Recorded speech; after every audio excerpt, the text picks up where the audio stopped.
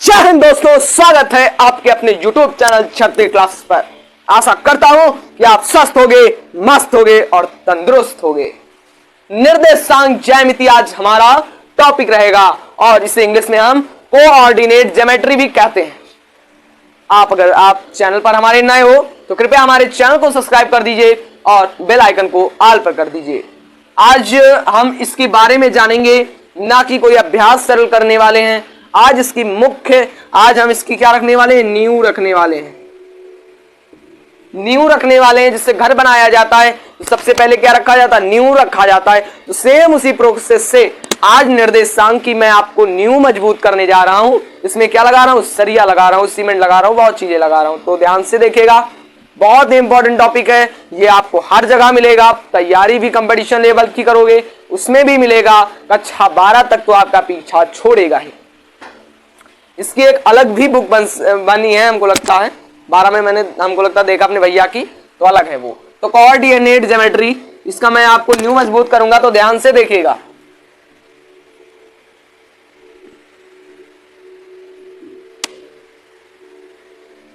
कुछ इसके बेसिक चीजें जान लेते हैं।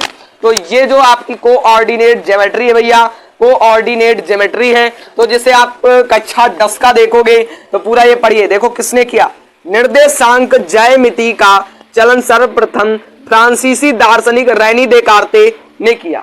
मतलब ये निर्देशांक ज्यामिति है, उसने क्या बताया, किसी प्लेन का हम क्या ज्ञात कर सकते हैं, उनका निर्देशांक, बाकी दुनिया फलाना जो भी हो है ना, तो वो बताया किस इस प्रकार से ज्ञात कर सकते हैं। तो वो किसने बताया था भैया, देकार्ते ने। कौन से देकार्ते, रेने देकार्ते, देकार्ते थे भैया। एक वैज्ञानिक क्या थे, रेने देकार्ते, रेनी देकार्ते थे, रेनी देकार्ते। तो ये रेनी देकार्ते ने इसका मतलब मान लो खोज ही एक प्रकार की मान लो किया, इनके बारे में बताया, कुछ इनकी चीजों की गणना की। इस प्रकार से कोऑर्डिनेट ज्योमेट्री में इनकी अहम भूमिका रही है। तो इस प्रकार से इनको भैया आप किताब में देखोगे तो भैया बहुत काले काले, तो इस प्रकार से थे नहीं, वो एक चित्रण वर्क बनाया गया है। तो ध्यान से देखिएगा, इसकी कुछ मेन चीजें हम जान लेते हैं। ये एक नीचे से ऊपर की ओर एक रेखा जाती है और एक इधर से इधर की ओर रेखा जाती है। क्लियर हुआ। जो समतल इस प्रकार से रेखा जाती है उसे हम कहते हैं एक्स अक्ष, एक्स अक्ष कहते हैं। और ये जो बीच का बिंदु, जहां पर दो रेखाएं क्या होती, आपस में एक दूसरे को काटती हैं, वो क्या होती है, मूल बिंदु होती है। क्या होती है, मूल बिंदु। और भैया मूल बिंदु को हम किससे प्रदर्शित करते हैं, तो मूल बिंदु को हम ओ से प्रदर्शित करते हैं। भैया अगर ये बहुविकल्पीय में भी क्वेश्चन भी आ सकता है कि मूल बिंदु को हम किससे प्रदर्शित करते हैं, तो भैया जीरो से प्रदर्शित करते हैं। ठीक है।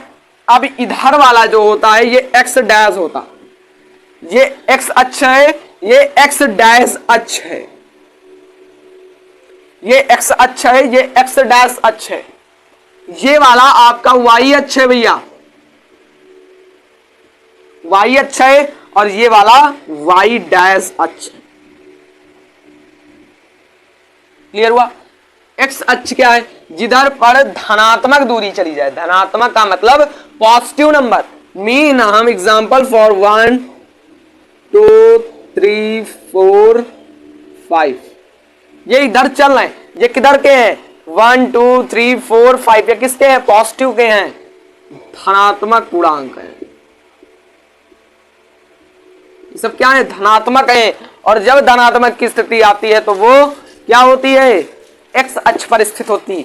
माइनस का ए तब वो एक्स डैश पर, मतलब माइनस का 1, माइनस का 2, माइनस का 3, माइनस का 4 और माइनस का 5। आशा ये करना, कोशिश ये करना, जितनी इनके और इनके बीच की गैपिंग हो उतनी इधर भी हो, उतनी इधर भी हो, और इतनी इधर भी हो, और इतनी इधर भी हो। ठीक है, तो वो आपको कोशिश करना है। ठीक है, तो ये वाले इधर क्या होगा, ऋणात्मक संख्या होगी, इधर ऋणात्मक संख्या होगी इस तरफ, और इस तरफ धनात्मक संख्या। तो इतना तो क्लियर हो गया ऋणात्मक और धनात्मक में। फिर इधर जो ऊपर से दूरी चली जाएगी ये भी धनात्मक होगी, 1 2 3 4 और 5 ऊपर जा रही है, जो y अक्ष पर दूरी चली गई है ये भी धनात्मक होगी। लेकिन जब y डैश की बात आती है तो y डैश में आपका हमेशा माइनस की संख्या होगी, -3 -4 -5 फलाना से नीचे चली जाएगी, अनंत तक जाएगी। तो ये मेन चीज बात हो गई। तो ये भी धनात्मक और ये भी धनात्मक, ये भी ऋणात्मक और ये भी ऋणात्मक। तो ये दो पूर्णांक ऋणात्मक के होंगे, वो धनात्मक के होंगे। तो इतना तो क्लियर हो गया आपको। तो भैया ये अब देखो थोड़ी और चीजें जानते हैं, इतना इरेज किया इधर तब जानेंगे। वीडियो अच्छे से देखना, मैं पूरा समझा दूंगा। निर्देशांक ज्यामिति बहुत इजी लगेगी आपको, ठीक है। तो ये हो गया। फिर एक बात ध्यान रखना, यदि प्रश्न आ जाए x अक्ष पर चली गई दूरी को, यदि प्रश्न आ जाए x अक्ष पर चली गई दूरी को हम क्या कहते हैं, तो x अक्ष पर चली गई दूरी को हम भुज कहते हैं।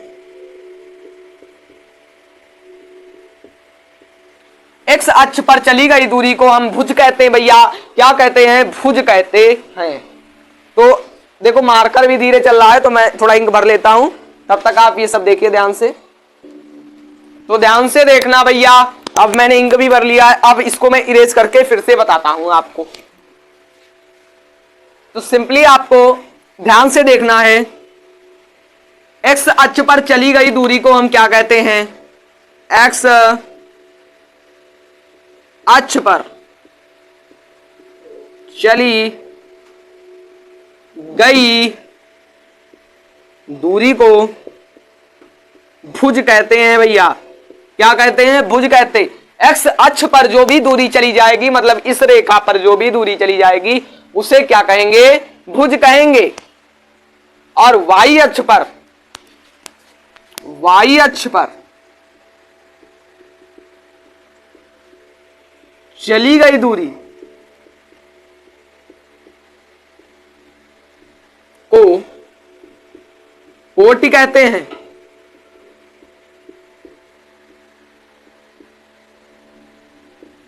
कहने का मतलब यह है, जो y अक्ष पर दूरी चली जाएगी वो क्या होगी, कोटि होगी।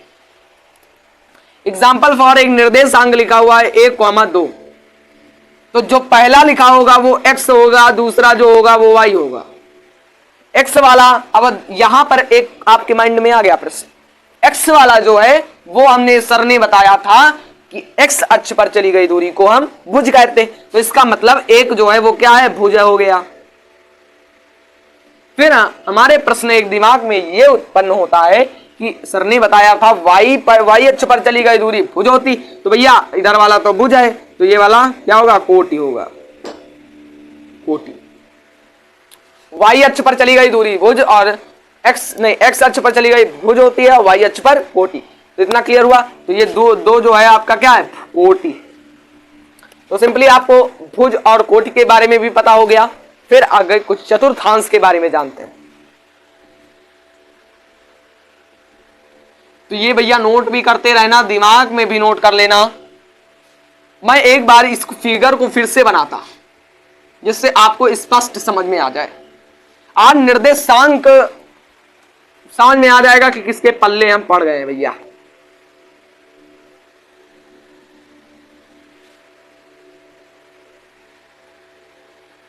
ये एक प्लेन है, प्लेन ये नहीं उड़ने वाली, प्लेन मतलब समतल। क्लियर हुआ। इसे क्या कहते हैं, मूल बिंदु कहते हैं।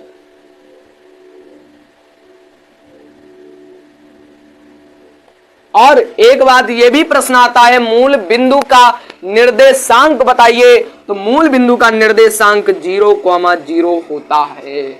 हाई स्कूल की बच्चे भी ध्यान दे, फर्स्ट ईयर के भी ध्यान दे, इंटर के भी ध्यान दे और कक्षा 9 के भी ध्यान दे। मूल बिंदु का निर्देशांक बताइए। बहुविकल्पीय में प्रश्न आ गया। अब तो 30 नंबर का OMR पे होता है, 30 की 20 नंबर का, जहां तक 20 नंबर का होता है OMR पे होता है। कितने नंबर का, 20 नंबर का। तो मानो एक नंबर का ये आ गया, तो एक नंबर तो आपके करेक्टली क्लियर हो गए कि नहीं हुए।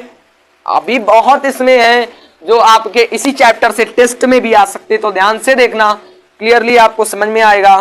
तो मूल बिंदु का निर्देशांक लिख देता हूं उधर, मूल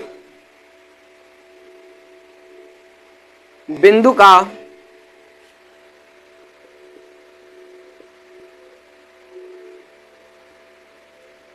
निर्देशांक बराबर 0,0। तो मूल बिंदु का निर्देशांक पता हो गया, एक्स अक्ष पर चली गई दूरी भी आपको पता हो गई और वाई अक्ष पर चली गई दूरी भी आपको पता हो गई। तो इसे क्या कहते हैं, एक बार रिवीजन करो। एक्स अक्ष पर चली गई दूरी भुज होती है, वाई अक्ष पर चली गई दूरी कोटि होती है। ये मूल बिंदु का निर्देशांक 0,0, ये वाला जो खाना है, ये वाला जो आपका प्लाट है जो आपने दिल्ली में खरीदा है, ये वाला प्लाट है, वो प्रथम चतुर्थांश होगा। हाय ददई, प्रथम चतुर्थांश, लग रहा महाभारत चल रहा है ना। प्रथम चतुर्थांश, प्रथम चतुर्थांश होगा, इसे हम क्या कहेंगे, प्रथम चतुर्थांश। इसे हम द्वितीय चतुर्थांश कहते हैं।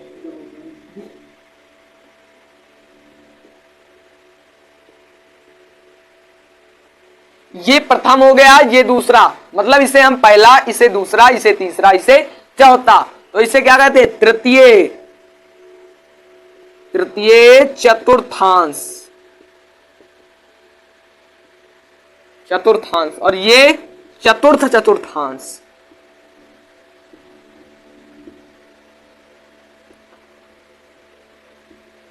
तो ये भैया चतुर्थ चतुर्थांश, तो ये चतुर्थ चतुर्थांश। अब इनके चिन्हों को जान लीजिए। ये एक्स अक्ष है, ये वाई अक्ष है। इधर कौन सा चिन्ह लिया जाता, प्लस का, प्लस का, प्लस का, प्लस का। Only positive, only positive, no negative entry, no negative entry. इधर भी पॉजिटिव, इधर भी पॉजिटिव, इधर भी पॉजिटिव। मीन इधर भी प्लस है, इधर भी प्लस है, इधर minus minus minus minus minus minus minus minus. ये भी 12 अंक की डिपो चल रही है। बो बो बो बो, क्लियर। अब देखो, ये भी प्लस, ये भी प्लस, मतलब एक्स और वाई लेते हैं, एक्स और वाई का चिन्ह लेते हैं। प्रथम चतुर्थांश में एक्स का चिन्ह है भैया प्लस है, तो एक प्लस हो गया। वाई का भी चिन्ह प्लस है, तो वाई का भी चिन्ह क्या हो जाएगा, प्लस हो जाएगा। प्लस और प्लस प्रथम चतुर्थांश में स्थित होंगे, श्री कृष्ण ने भी कहा था। कहा नहीं था, मतलब मैंने कहा था, ठीक है, रेनी दे कार्ते ने कहा था।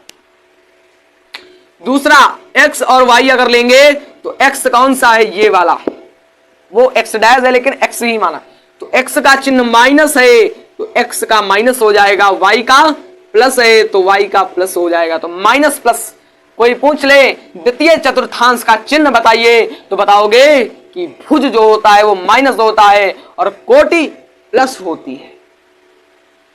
फिर ध्यान से देखना, इधर तृतीय चतुर्थांश में चिन्ह क्या होगा, तो भैया तृतीय में एक्स लेंगे, वाई लेंगे, तो एक्स जो है वो भी माइनस का है, मतलब माइनस हो गया। वाई जो है वो भी माइनस का है, तो माइनस और माइनस हो गया। ये भी इधर एक्स और वाई के हिसाब से लेते हैं, भुज और कोटि के हिसाब से।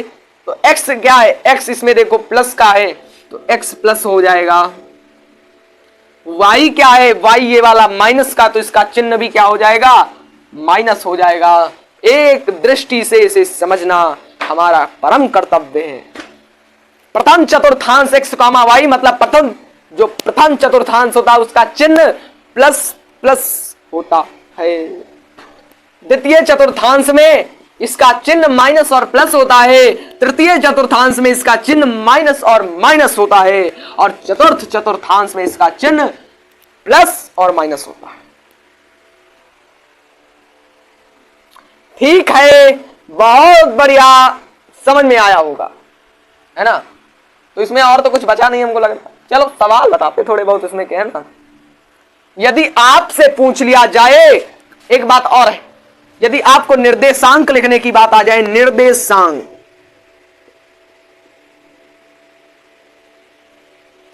तो वो हमेशा निर्देशांक छोटे ब्रैकेट में लिखा जाता है।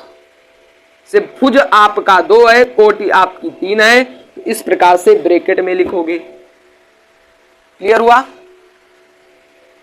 तो ये वाला भी निर्देशांक क्लियर हो गया। अब ध्यान से देखो, यदि निर्देशांक दिया हुआ है 2,3 और पूछ लिया जाए ये निर्देशांक किस चतुर्थांश में स्थित है, तो भैया सबसे पहले देखना है 2 का चिन्ह क्या है। तो हमने देखा 2 का चिन्ह प्लस है और 3 का चिन्ह माइनस है, मतलब हमारे ज्ञात हो गया 1 प्लस और 1 माइनस, मतलब चतुर्थ चतुर्थांश में ये स्थित है।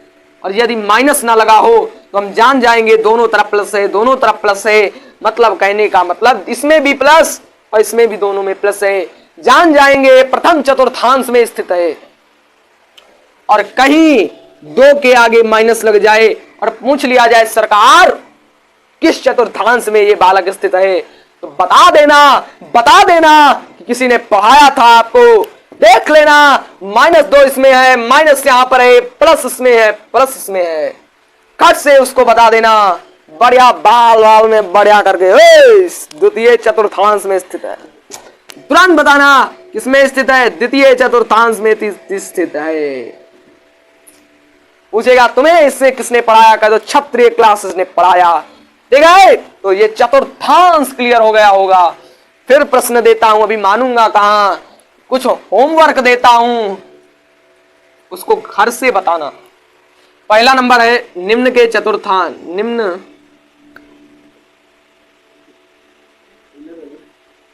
निम्न में से ये कौन सा चतुर्थांश में स्थित है वगैरह थ्योरी आपको लिखना। पहला नंबर है 4,3 पता करना किस चतुर्थांश में स्थित है।